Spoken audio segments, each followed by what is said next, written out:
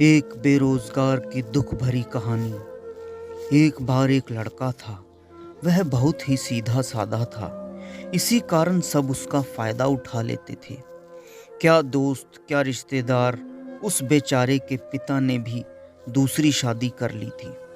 पिता सरकारी दफ्तर में ऊंचे पद पर थे, पर वह अब उसकी ओर बिल्कुल ध्यान नहीं देते थे। फिर अचानक उसके पिता की मृत्यु हो जाती है।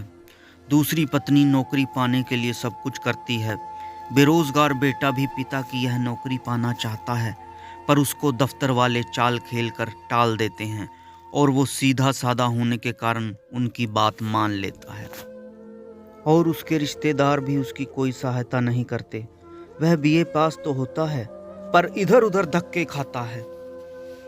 उसकी माँ भी गरीब होती है और उसकी कोई मदद नहीं कर पाती।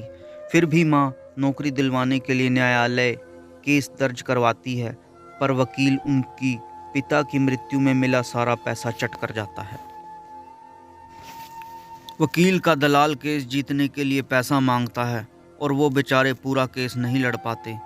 इतनी ऊंचे पद वाले पिता का बेटा अब सड़कों पर ऑटो रिक्शा चलाने के लिए मजबूर हो जाता है।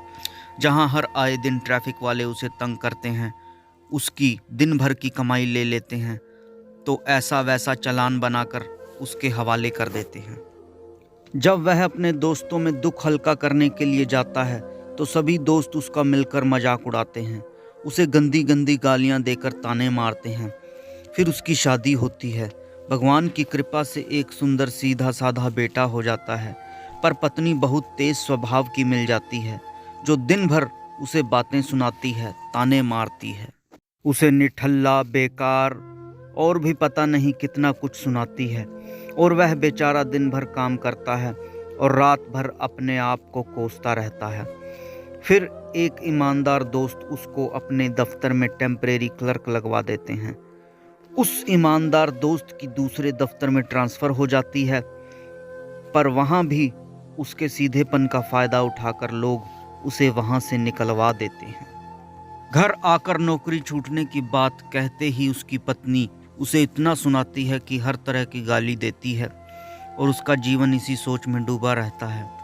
आगे उस बेचारे के साथ क्या क्या होता है जानने के लिए इस चैनल को सब्सक्राइब करें और लाइक करें। धन्यवाद।